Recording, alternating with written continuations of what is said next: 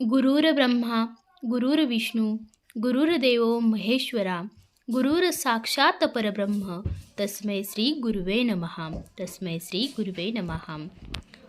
देवा माफ कर मला, तुझ्या आधी मी माझ्या गुरुलाच मानतो, कारण तुझी ओळख मला गुरुने करून दिली.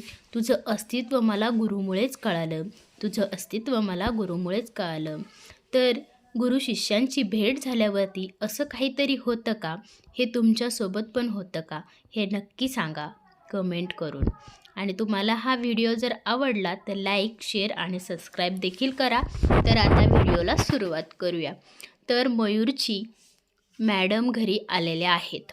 मयूरच्या मॅडम घरी आलेल्या आहेत आणि तो त्यांच्यासाठी चहा बनवत आहे.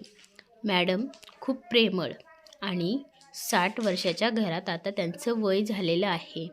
त्यांची रिटायरमेंट जवळ आलेली आहे. त्यामुळे मुलं जराशी दुःखी आहेत. पण आज त्या आमच्या घरी आल्यात आणि मयूरने चहा करण्याचा निर्णय घेतला.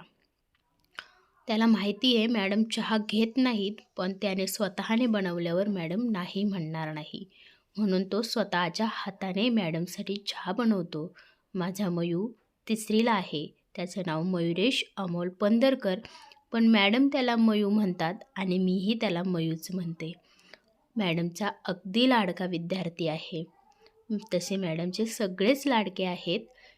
मॅडमसाठी त्याने आता चहा बनवला आहे. चहाला उकळी देखील येते आणि त्याने यूज अँड थ्रो कप घेतलेत आणि त्याच्यामध्ये अगदी व्यवस्थित हा चहा गाळून घेतला आहे.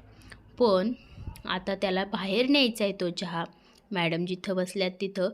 पण त्याने ट्रेला हात लावला आणि मागे घेतला आहे, कारण तो म्हणला नाही मला जमणार नाही, मला नेता येणार नाही. त्याची तायडी म्हणली मी नेते, पण त्याने तेही ऐकलं नाही आणि स्वतःच हिम्मत करून चहा बाहेर घेऊन गेला. आणि चहा बाहेर त्यांच्यापर्यंत पोचवण्यासाठी आता तो आलेला आहे.